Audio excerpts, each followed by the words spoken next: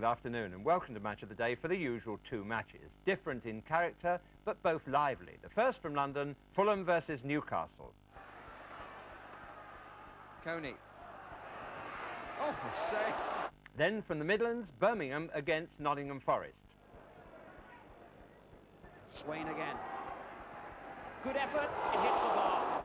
In addition, we visit Yorkshire to look at Hull City's revival and meet Don Robinson, the man who inspired it.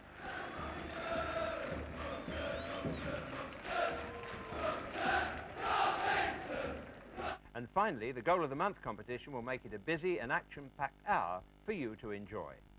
Today's news, a Football League manager is prepared to offer his resignation to solve a crisis, and British clubs get set for a testing week in Europe. Well, let's get straight into the action and go to Craven Cottage, where Fulham, chasing promotion, take on Newcastle United, who no doubt remember with some embarrassment the 1-4 home defeat inflicted by Fulham on them in October.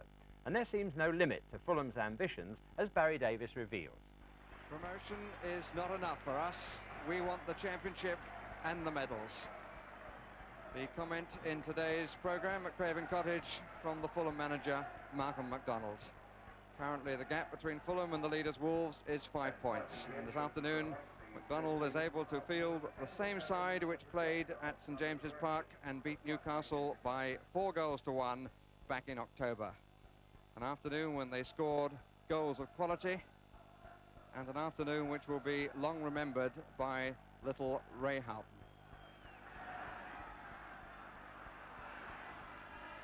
Houghton on the ball. Good effort. What a brilliant goal! There are three differences in the Newcastle lineup. They're now in 10th place, 14 points behind Fulham, and they haven't won away from home since October as well, October the 2nd, when they scored 5 on Match of the Day at Rotherham, with Kevin Keegan scoring 4 of them. Just time for a late lunch before the kickoff. Fulham looking for their 4th double of the season and their 3rd in consecutive home matches, having taken maximum points off Bolton, Shrewsbury and Middlesbrough. First appeal for the corner isn't given, it's a goal kick. Malcolm MacDonald has a 100% record against Newcastle since he left there to join Arsenal, still as a player of course, in August 1976. Referee this afternoon is Lester Shapter of Torquay. First contest in the air between Brown and Keegan was won by Brown. That one was won by Lewington. Cover from Kenny Wharton. Waddle, in a pretty deep position. Appeal for handball, not given. And here's Varady. Oh, stuck a little bit, and Payton still hasn't got back. Varady is offside, is he? No, he's not. No, he's not. They're appealing. And Varady opens the goal scoring. And a really strange goal, because when Payton came in the first place, the ball stuck a little bit, and Payton suddenly found that he had to hurry, didn't get back. There was a player playing Varady onside, and Newcastle had the lead. Certainly there were 1 or 2 appeals, but I think when the Fulham players look at that again, they will realise that Mr. Shapter was 100% accurate.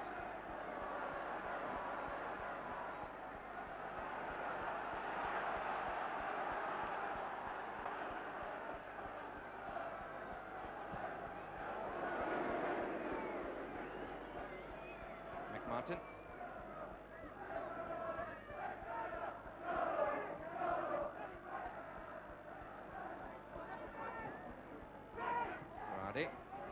Shielded it well from Brown, but Anderson was further forward than the ball arrived. Davies. Houghton. Martin coming to close the area down. And he didn't keep it in. Keep the ball in. Exciting player, Ray Houghton. Every time he gets the ball, the temperature tends to rise amongst the crowd. Kevin Luck back in the side today after missing 7 games. Injury. Not the place perhaps to carry it, particularly on a difficult surface. Driscoll took it well. Coney, but his touch let him down, it took him wide.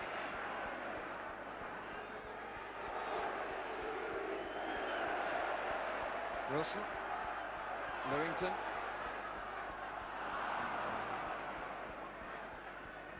Pass that was intended to go inside the fullback for Driscoll to run onto, but it's never on.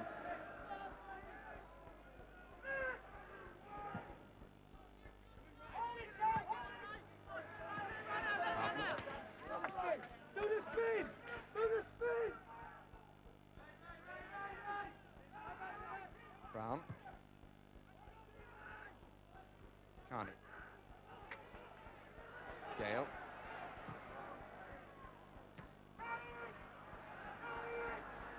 Anderson. Berardi.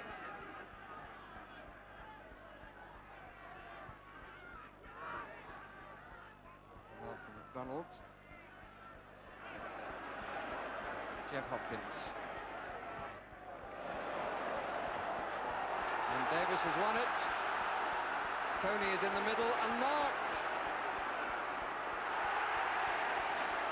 And he's got a corner, Davis.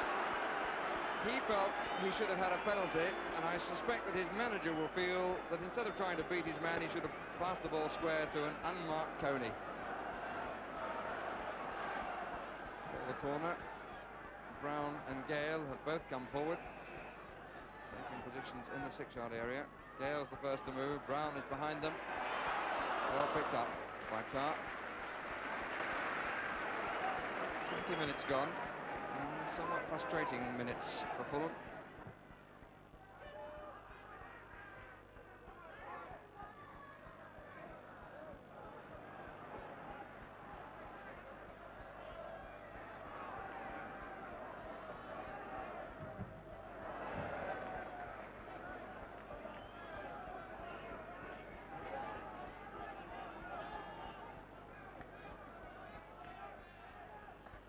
Newcastle certainly trying to limit the Fulham attack by pushing up to try and play them offside.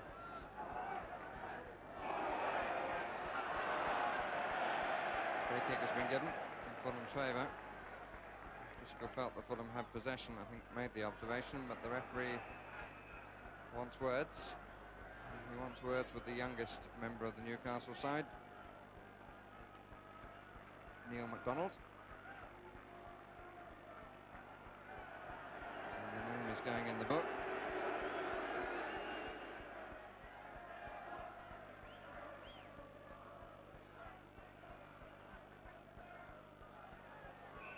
Gale to take once more. Brown finds a position around the penalty spot. The goalkeeper was there too. Coney. Useful. Houghton. Brown. Fulham player other than Payton in the Newcastle half. Wilson, first time cross. Davis!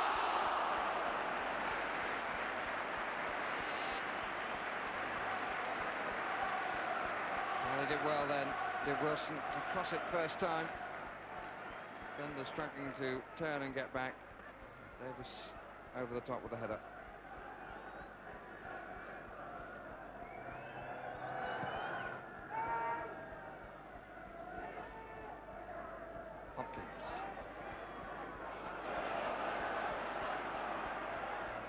Driscoll.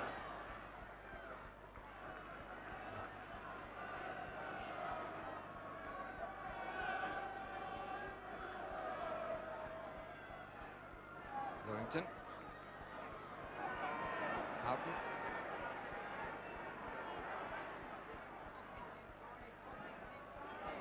Davis. Yes! Houghton, the provider. Davis, the executor. Davis beating his man in the air. The goalkeeper had come forward and the ball looped over him to give Fulham the equaliser, which has been a long time in coming.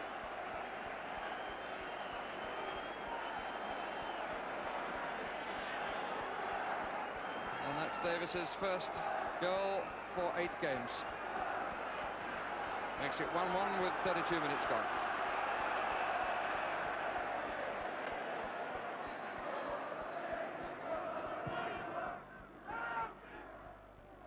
Keegan. As you like, to Waddle. McDermott through the middle here. And how well dispatched. Well, just when it seemed that Fulham had the match for the taking, a simply worked goal puts them behind again. Keegan starting it, finding Waddle, Waddle's cross, and McDermott with his 4th goal for Newcastle in this second period that he's having there.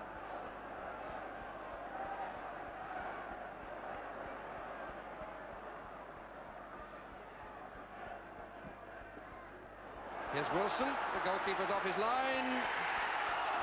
Acrobatics from Carney.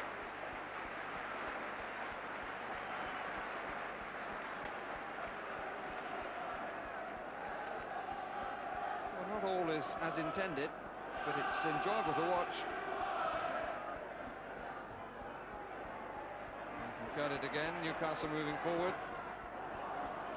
It's a bit too much at the back of the box. Houghton, oof. Lewington. Tony. Let him down. And once more Newcastle looking for the break. Martin. Wharton. Berardi, that's a good turn. Maybe didn't need the second, but it fell kindly for him. And fell kindly for Fulham at the end with the shot that went wide.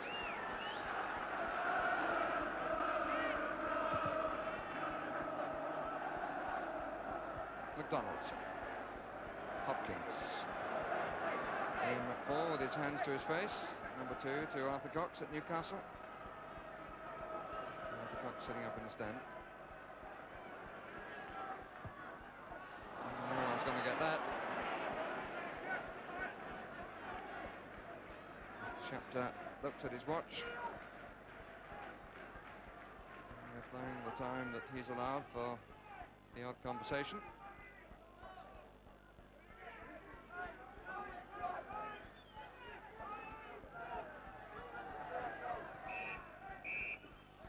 Well, in terms of possession, Fulham should be ending the first half well in control, but in terms of taking chances, it's Newcastle who lead. A goal in 2 minutes by Imre Berardi, and a second in the 37th minute from Terry McDermott, with Fulham scoring through Gordon Davis.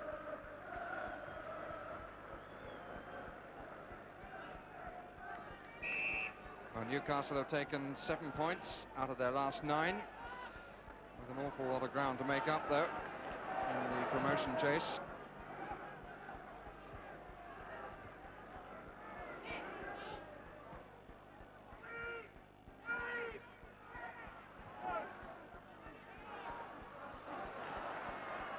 Gale trying to give Fulham some needed impetus. Houghton. Maybe gives Anderson a second chance of getting in. He's determined in the Scot, this lad. It's nicely done. Gale. Houghton. Flag is down and rightly, but the ball was pushed a bit wide. Now Gale. Should have been picked up by Newcastle, but wasn't. Wilson. Davis was out by Carney. Lock. Houghton once more. Coney. Oh, a save. It was a fine effort, which followed some pretty ordinary control. But his lack of getting hold of the ball, in fact, resulted in the ball being teed up off his foot, enabling quite a sharp volley. And Jeff Clark looking like a man of war. Blood pouring down the left side of his face. I think the cut is on the eyebrow. O'Driscoll, Clark, O'Driscoll, Coney.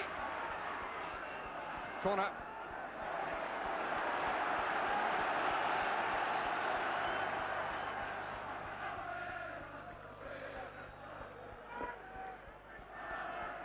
Davis right in front of Carr. Out by Martin. Lock. Nicely done. No, it's not. The linesman over the far side, waving with such fury.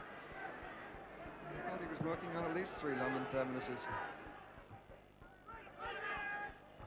Clark.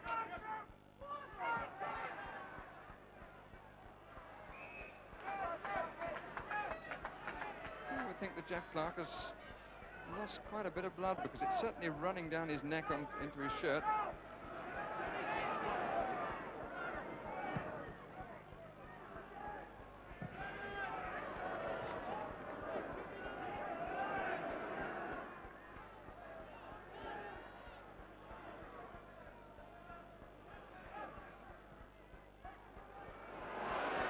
Oh, that runs for Davis. That's a penalty. That's a penalty, no doubt about it. A little unlucky, maybe. But there could be no questioning the verdict. Face of resignation, we caught then, of Arthur Cox, the Newcastle manager.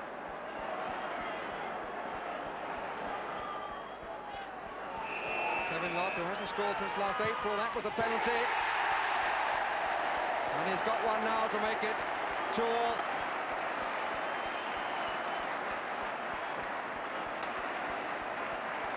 So Fulham have now, for the second time in the match, given themselves a launching pad to victory.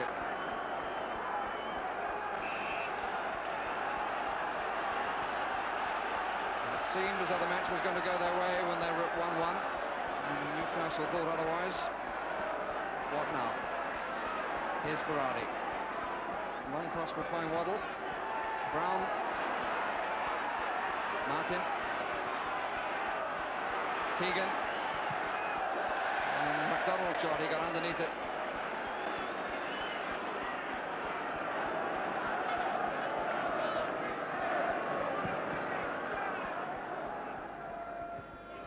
Tony.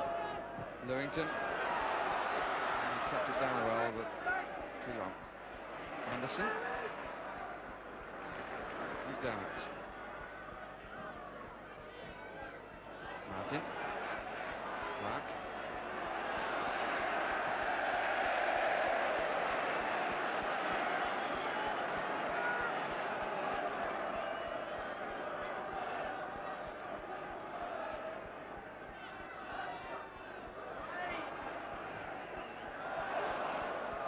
Fulham ball.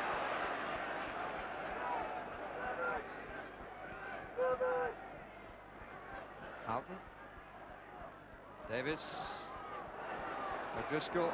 Good head by Clark. That's nice from Locke to Houghton. Davis near post. Oh, and it hit the near post and went for a goal kick. But again, the neatness of play down the Fulham left, involving Houghton, who had been fed by Kevin Locke, whose pass he now applauds, and in the end Davis denied by the post.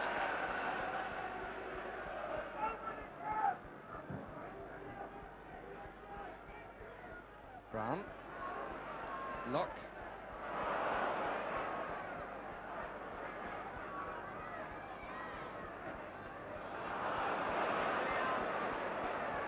Clark.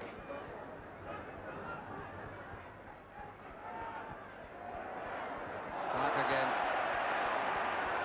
Lewington. McDermott.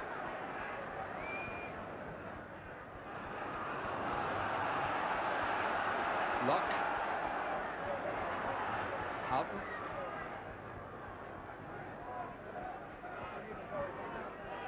Gale. And McDonald on the counter. Oh, that's a good ball through to Waddle. McDermott with Houghton rushing back to get goal side of him. Oh, and Payton lost it. So the whistle has gone. The flag is up. A free kick is given. Complaints to the linesman, and Arthur Cox on his feet was an expression one saw often enough when they lost in the cup against Brighton. Just believing that it won't go his way. The whistle had gone before the ball was in the net.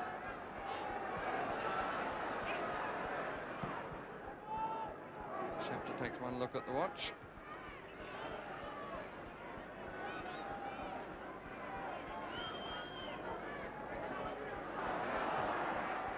Brown. And the points are shared in a 2-all draw. And each manager will point to a moment when his team might have won. Malcolm MacDonald when Davis hit the post, and Arthur Cox when a goal was disallowed. And you probably spotted Newcastle's Varady both in an offside position and obviously interfering with play in the Fulham goalmouth. But a draw seemed a pretty fair result, and it was enjoyable to see the enterprise and initiative of both sides under the conditions. Well, we move now to the Midlands for a slightly more rugged but no less interesting contest between Birmingham City and Nottingham Forest. Birmingham's target, survival, Forest's Europe. Your commentator, Alan Parry. It was a year ago this week when Ron Saunders left Aston Villa to attempt what no manager of Birmingham has achieved for 20 years, to bring a major trophy to St Andrews. It's been a difficult 12 months for Saunders, but he believes he now has a team of some promise. Saunders signed 6 of these players himself, including the completely reshaped attack of Gale, Ferguson and Harford, who all scored when Birmingham beat West Ham 3-0 here 3 weeks ago. They haven't played since because of postponements. David Langan, injured in that game, is replaced at number 2 by the former Coventry player Jim Hagan. Nottingham Forest, who are challenging for a place in Europe, make 2 significant changes. Danny Wilson, signed recently from Chesterfield, replaces the England under-21 international Mark Proctor in midfield. And with both Viv Anderson and Colin Todd fit again following injury, Kenny Swain switches to the unfamiliar role of left-back, and Bryn Gunn is omitted.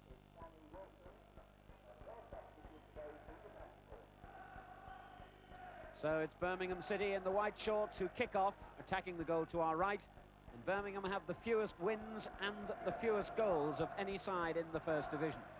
Forest all in red, currently 4th in the table, and under pressure right from the kick-off here with Dillon, but he couldn't finish. Well, that certainly caught Forest by surprise. The quick through ball, Dillon surprisingly in space and unmarked, but the finishing shot wasn't strong enough to earn anything other than a corner. Nottingham Forest, as I was saying, 4th in the table, but with only 1 win in their last 9 games, and that includes cup ties. And having conceded this corner in the opening seconds, Gale will take it. Not a very good one. Bowyer easily clear. All the way back to Stevenson. Tried to knock it over the Forest defence, but Viv Anderson knew what was happening. Referee today is Malcolm Heath of Stoke-on-Trent. Birmingham starting in very positive fashion. Dennis linking on that far side with Gale. And not a bad effort at all by Broadhurst, the skipper, and it earns a corner.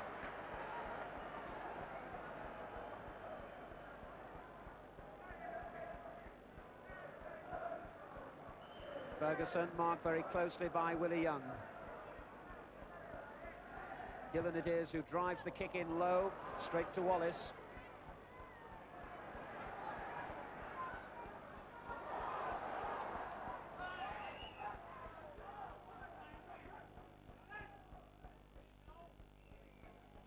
This is Gale. Good ball. Kerbishley. Ferguson, the only other Birmingham player forward, so he had to try himself. And in the end, the effort was a good one. Lovely ball played forward by Gale to Kerbishley. He went on, realised he had to try the shot, deliberate along the ground, but always going wide.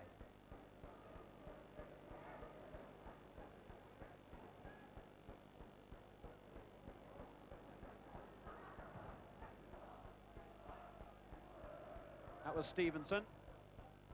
And this is Hagan.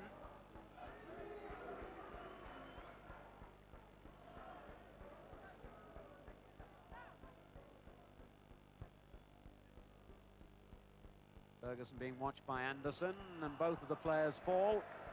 And referee Heath, as you can see, is pointing very firmly for a Birmingham free kick. The foul by Viv Anderson. Dennis playing it infield to Dillon, and now Broadhurst. Saw Hagen so well. Good looking ball too. Oh, and it's in! Harford gets the goal, and Birmingham City have surprised Nottingham Forest again. Last season, they won this fixture. The season before, they won it as well. It's history to repeat itself. As the cross came in, the first flick took it away from the marking Forest player, and Harford was able to do the rest. So Harford gets his second goal of the season, and it's Birmingham 1, Nottingham Forest 0, with only 9 minutes gone.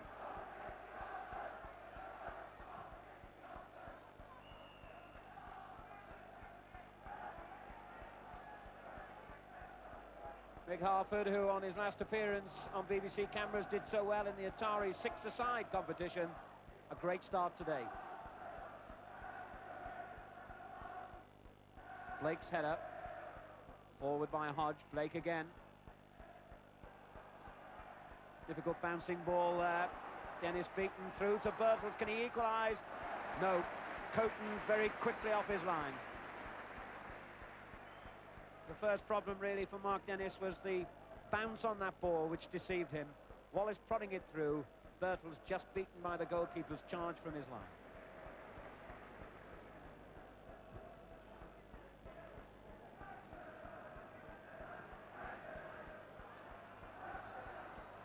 Ferguson with the layoff, and it comes to Kerbishley.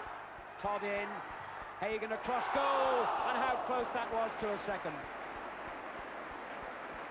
A lovely ball across the face of the goal by Hagen. Harford went sliding in on the far post and was inches away from a second goal. Oh, Blake made a mistake then, not realising Birtles was behind him. Could it be costly? Well, it very nearly was, as the ball deflected off, I think it was Stevenson who got the final touch. It was as well for Birmingham City that Coton was alive to the danger. All stemmed from Blake's mistake. Birtles quick to cross, and the ball deflected off a Birmingham player, but Coton was in the right place.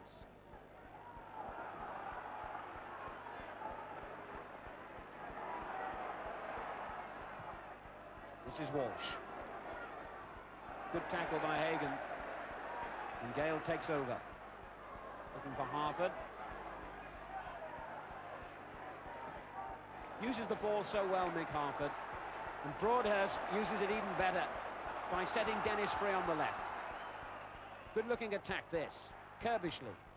Dillon calling for it, but the return ball is to Dennis. Ferguson with a header. It comes to Dillon, and Anderson blocks it. Wallace relieves the pressure on Nottingham Forest after a very good Birmingham attack. Wallace again. Done well here. He's beaten 3 Birmingham players and finds Birtles. Bowyer. Walsh completely free on the left, and Bowyer wastes a very good opening.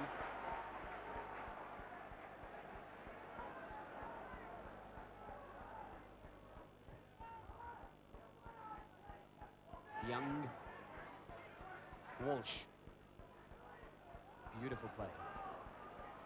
And still he goes on. What a fine run this is. And still, Birtles. Wilson is on the far side and gets the header back in. It comes to Walsh. If he could have finished then, it would have been some goal. The deflection took it clear. Colin Walsh with John Robertson out of the side, having had a cartilage operation, revelling in the role he prefers best, the Robertson role, wide on the left.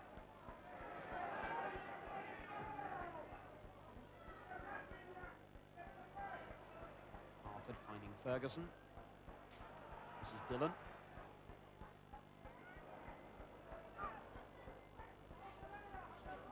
Comes to Harford.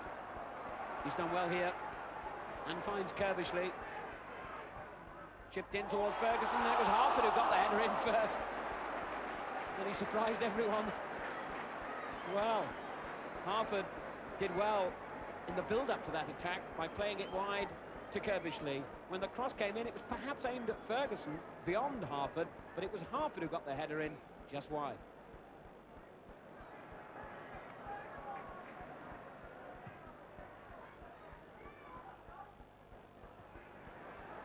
Stevenson and Blake in a little bit of trouble for a moment.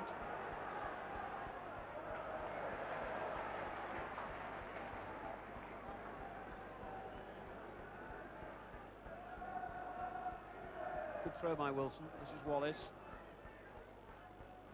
Turned it back into the wrong place. Dennis with the interception. And a fine ball forward. What a good run by Dillon. Only Ferguson up with him. But he goes all the way, and the shot well saved on his knees by Steve Sutton. A fine run, deserving applause though by Kevin Dillon. Bowyer. Birtles.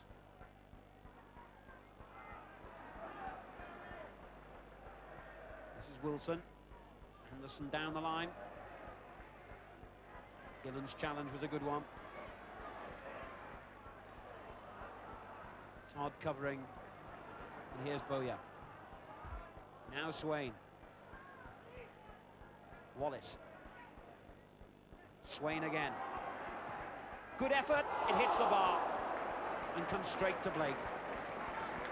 Well, Kenny Swain is yet to score since joining Nottingham Forest, and that's the closest he's got so far. Got himself into space well, hit a good shot, but against the bar.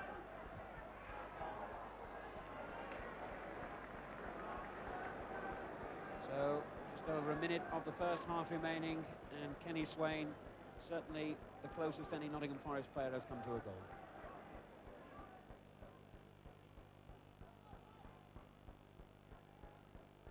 Harford finding Gale. This is Kerbishley. Hagan. Swain's header clear to Walsh. Did well. Wallace. Willie Young. That's a fine ball. Walsh. Oh, it was a brave header by Hodge, and Berthel in the end getting the shot in. But Coton covering the near post.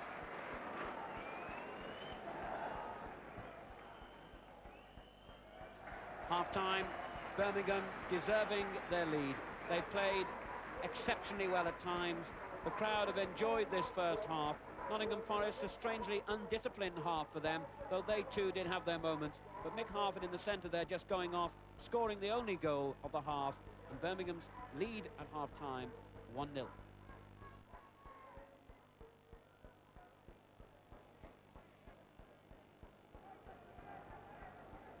So as the second half gets underway, with Nottingham Forest now attacking the goal to our right, Forest have made a half-time substitution. Peter Davenport is on instead of Gary Birtles, who has a gashed shin. And immediately the crowd angrily remonstrating with the referee. They felt that Birmingham should have had a free kick. This is Hodge for Forest.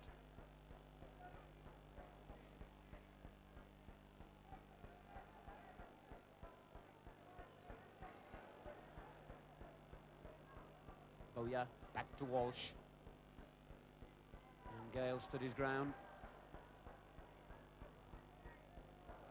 Goal kick.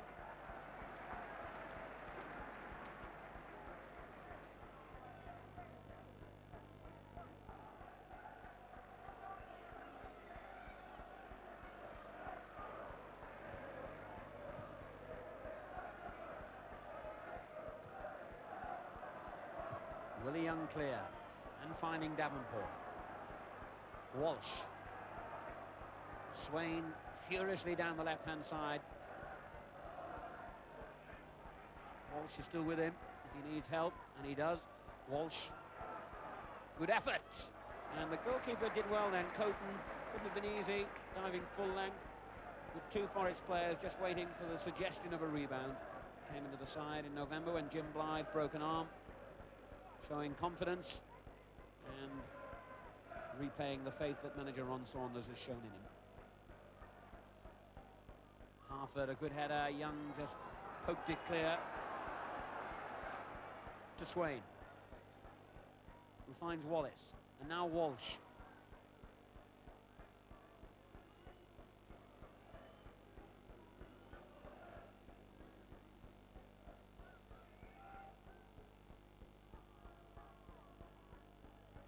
Wallace, Blake behind him.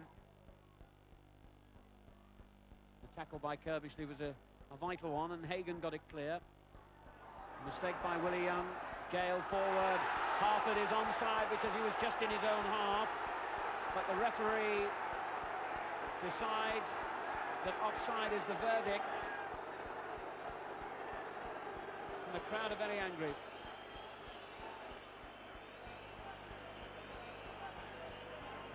So, Forest resume the attack with Davenport.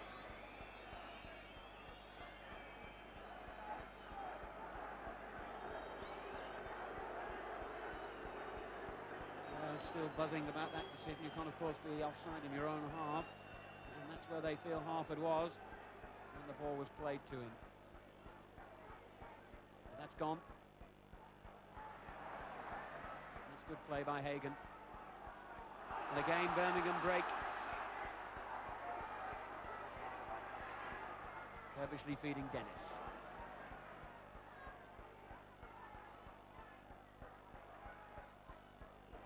Beautiful ball by Broadhurst, or will it just be a little bit too strong? It is indeed.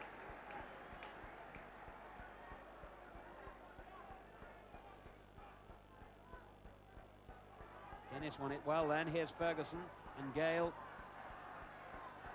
And Broadhurst now.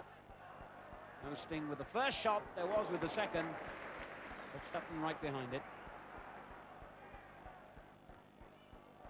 Walsh lucky to get that back off Hagan, but finds Davenport well. Now then, a lot of men forward here as the ball is played towards Hodge by Swain, but not played accurately enough.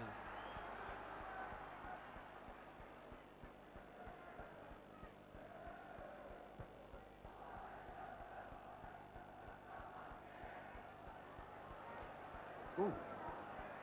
Oh, Willie Young overdoing it, but getting away with it. Anderson finding Davenport. On it goes to Wilson, and then on to Hodge. Strong run by Hodge. Oh, good effort. Wallace in quickly for the rebound, and then Davenport. And Davenport gets the equalising goal, but really the man who must take the praise is Steve Hodge. It was a marvellous run by Hodge. He kept going, got in the shot, which was pushed clear by Coton. Wallace tried to knock in the rebound. That shot was blocked, and Davenport, the substitute, making no mistake the second time. Birmingham City won, Nottingham Forest won, and Birmingham really paying the price for their lack of ability to capitalise on their first half performance, perhaps, when they were clearly the better side. Forest have had more of the ball in this second half, though, and that is their first away goal in 4 successive matches away from the City ground. Will it be enough, I wonder, to rescue them a point? Wilson forward. Hagan under pressure from Davenport. And Walsh won it. Davenport again. He almost did it again. What a great save it was by Coton. Well, that could have been the winner. Davenport with Walsh combining on the left to win the ball back. A fine turn and a good effort. Well saved by Coton. Corner. Kirbishley beaten then. And the referee has whistled here. No play went on. The free kick had been given to Birmingham.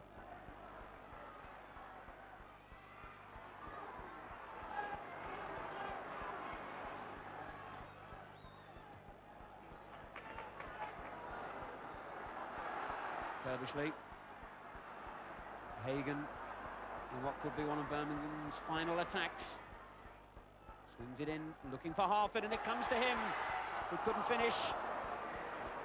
It was a good tackle in the nick of time as Harford was lining himself up for a shot. And Forest looking very dangerous here on the break too. Wallace is up. Now, oh, goodness me, Swain did well to retain possession then, as everybody was expecting it to go to Wallace. Here's Walsh. Well, tried to play a sort of golf chip shot then into the top corner, which went all wrong. But Swain, with that determined run, keeping possession, not feeding Wallace as Birmingham expected, but going it alone.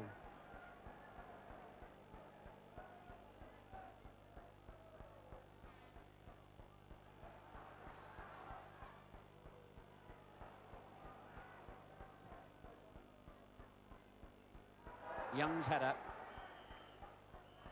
And that's the final whistle. A goal each, a point each. But I feel that Birmingham City will regard this as 2 points lost, whereas Nottingham Forest will regard it as 1-1. A fine save at the end by Tony Coton to prevent the substitute Davenport giving Nottingham Forest a winner. But Davenport's equaliser, which came late in the game to rule out Mick Harford's first half goal. Credit to Nottingham Forest for coming back strongly in the second half, but Birmingham will rue the fact that their first half performance did not bring them the win they must have expected then.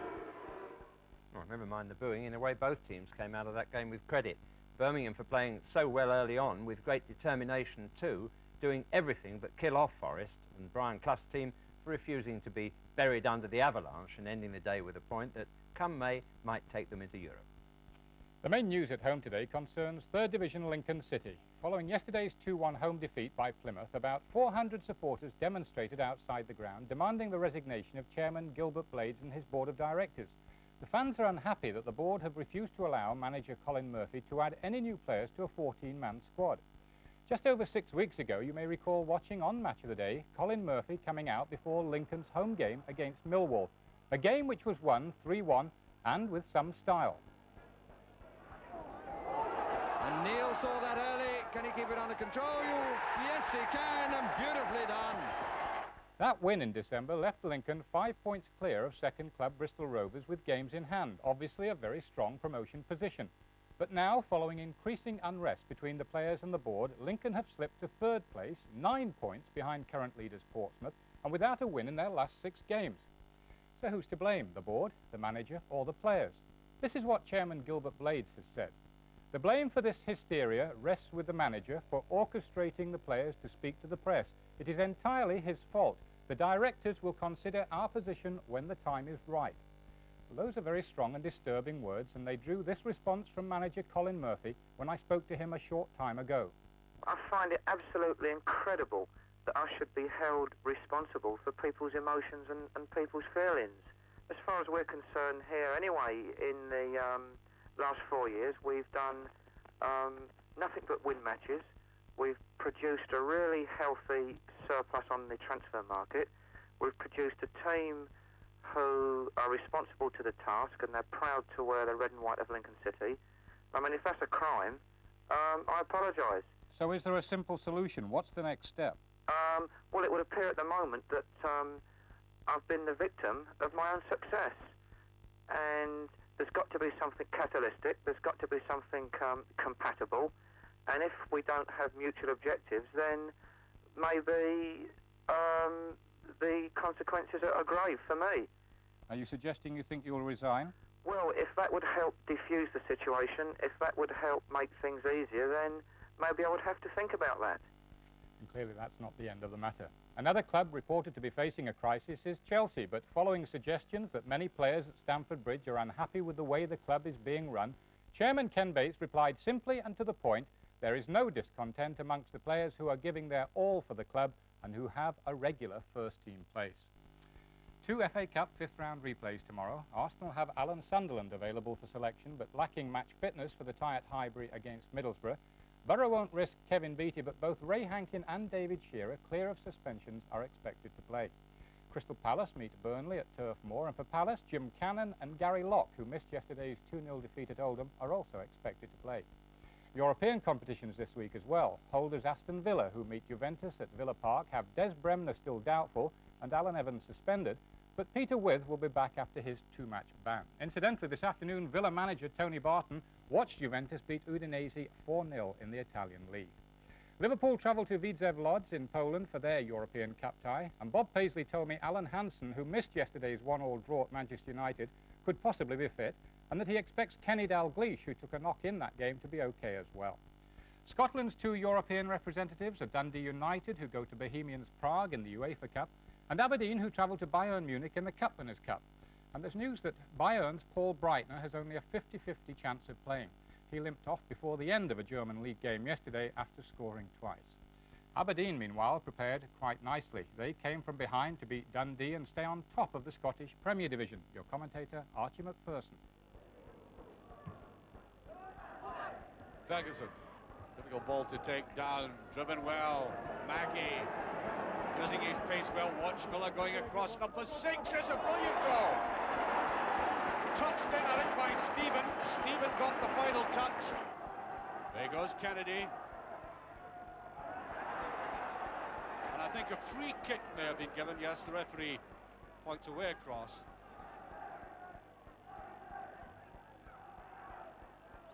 There's a chance and it's a goal. That's the equaliser. Peter Weir.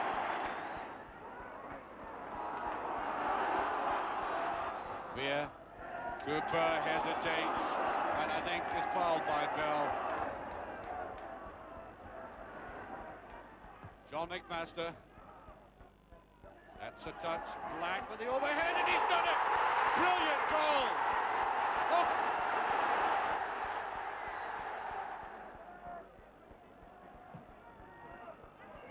There's the nod, it's in. Simple one by Dougie Bell. 3-1. Well, time now to take a close look at what has been happening at 4th Division Hull City. Some months ago, they were all but extinct. Years of lack of success and the resultant apathy had brought them to their knees. They've not only survived, but are one of the few clubs presently bringing a touch of welcome optimism to these depressing days. Tony Gubber reports. Chairman Don Robinson conducts the applause of the biggest 4th Division crowd of the season. 14,252 in a ground that 12 months ago was on the brink of closure. The secret of Hull Tigers' escape from the hands of the official receiver lies in the generosity of a creditor who allowed a £750 million debt to be wiped off the books by being converted into a 20-year loan and non-voting shares, and by the arrival from Scarborough of the former non-league management team of Colin Appleton and his chairman Don Robinson, who feels the colossal Humber Bridge, half lost on a misty morning, has proved Hull's most gigantic asset. The Humber Bridge has made a fantastic difference to our catchment area. I reckon we've got a catchment area now on both sides of over 1 million people. It takes 20 minutes to cross over, and we're getting 1,000 from the other side for every home game. And I reckon today we're going to get 3,000 or 4,000 people coming over from that side. It's fantastic. What lesson do you think there is for other struggling clubs to learn, though, Don, from looking at what Hull have achieved? Any struggling club, well, really you've got to run the clubs as a business. Football is a business, and it must be run as a business. You don't let yourself get heavily into debt. Crikey, if you're going to get heavily into debt, this is where we want to be jumping off the Humber Bridge, because there's no way I would ever want to let Hull City get like that again. In fact, there's no way it will. We've got money in the bank at the moment, and that's the way we intend to keep it. We're going to run it as a business. Behind the semi-detached suburbia of the club offices at number 101 Boothferry Road, just below the club floodlights, is the shell of the new superstore that raised £350,000 to pay off all the trade creditors. The threatened financial millstone of a cantilever stand on top of the store has now been scrapped in favour of a Hollywood-type bowl where pop groups will be able to stage Humberside concerts. A year ago, the Tigers were bankrupt, owing more than £1 million. But now the commercial acumen of its new management team has thrust the club back into the public eye. This club's song is about to be recorded. Fans can show their support by buying the club's own brand of Tiger Cola.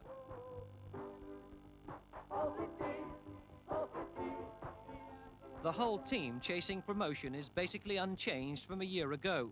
Only Peter Skipper, a £9,000 buy from Darlington, and Billy Askew, who came free from Middlesbrough, being added to the players who had to take a wage cut to keep the club going. I think it was about 20% of my wages, which when you're a married man and you've got 2 children, it caused a few problems. But like I say, my wife rallied around me and gave me a lot of support, and we managed it all right. And I think it's paying off, you know, to be back at the top of the league and be successful again. It's a marvellous feeling. This trainload of supporters arriving at the club's own station meant more than just vocal support for Hull yesterday. A new bonus scheme attached to the day's attendance means the players' wages have now incredibly climbed back to where they were. Every 1,000th fan being welcomed by Don Robinson meant extra money in the players' pay packets.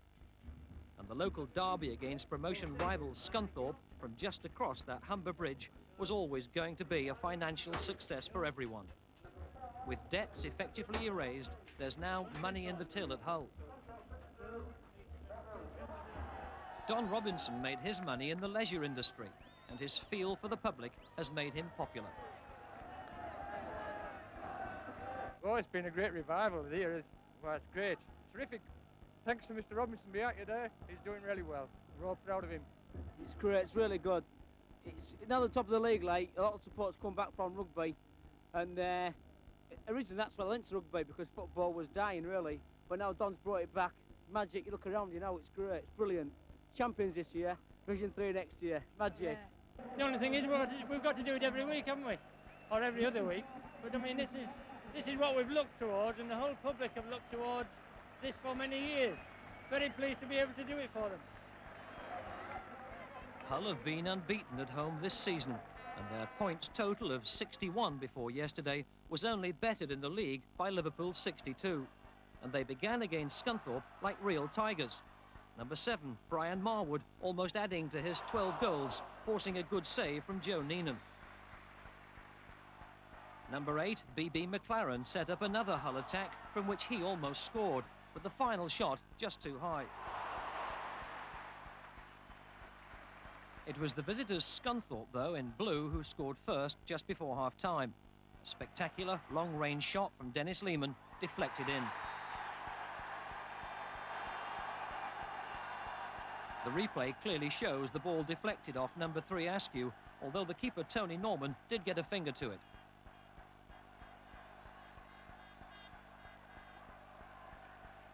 But this was a day when football's crowd shouted out a warning to the big Humberside rivals Rugby League.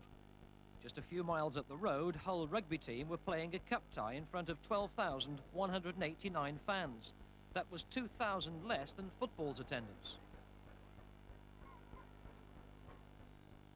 In the second half, only a great save by Norman from Baines's header prevented the big number 5 from making it 2-0 to Scunthorpe. Just 6 minutes from time, though, Hull kept their unbeaten home record alive with a late equaliser. Number 10, Les Muttry, did the spade work. Brian Marwood scored, his 13th goal of the season.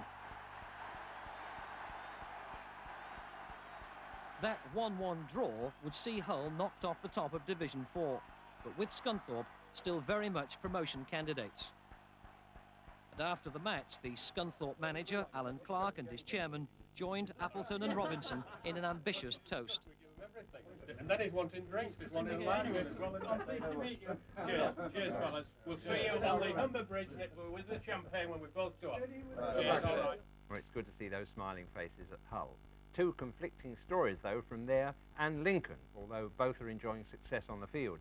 And if Don Robinson is right and football has become a business, it'll be the only business in the world where those who take the ultimate moral and financial responsibility are not expected to put their noses into what goes on the shop floor, either individually or collectively.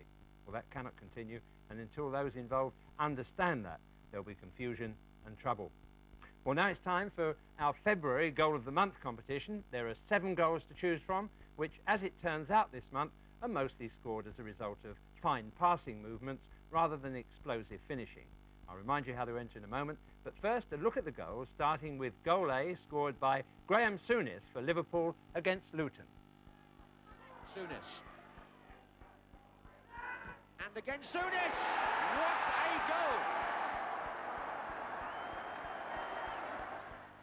Goal B, scored by David Hodgson for Liverpool v Burnley.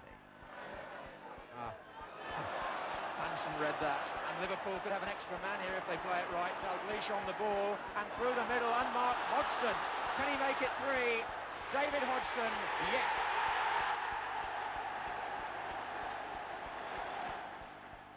Goal C scored by Garth Crooks for Tottenham Hotspur v Swansea City. Here's Ricky Villier, forward for Terry Gibson. Can he take him on for pace? Rajkovic, he can. He's still there, is Gibson. And a good cross, and here's Crooks.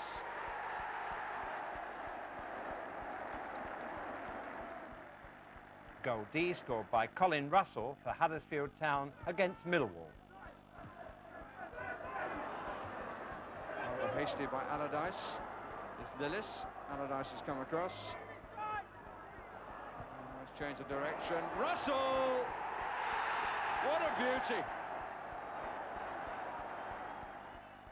Goal E scored by Keith Birchin for Norwich City against Ipswich Town. Ian, out to Barham, a man that Ipswich are a little bit afraid of. Tucks it in for Birchin. Chance here for Norwich. Birchin scores. Goal F scored by Eric Black for Aberdeen against Dundee yesterday. John McMaster. That's a touch. Black with the overhead, and he's done it! Brilliant goal! Oh. And goal G scored by Mick Harford for Birmingham City against Nottingham Forest also yesterday. Dennis playing it infield to Dillon, and now Broadhurst. Saw Hagan so well. Good looking ball too. Oh, and it's in!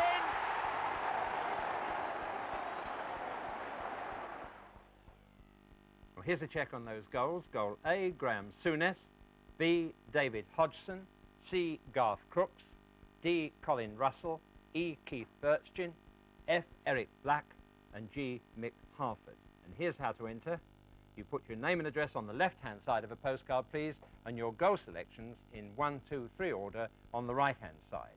And address the postcard to Goal of the Month, BBC Television, London W12 8QT. Goal of the Month, BBC Television, London W12 8QT. And the prize for the first postcard drawn out of the sack that coincides with the choice of our panel is £100 worth of premium bonds. Well, that's it for this week, except to remind you that Sports Night on Wednesday next contains highlights from the European matches in which British clubs are involved, plus boxing from the Royal Albert Hall. Sports Night, as usual, at 9:55. Match of the day begins earlier next Sunday at 3:55, and it's linked with international athletics, the European Indoor Championships from Budapest. See you next Sunday then. Good afternoon.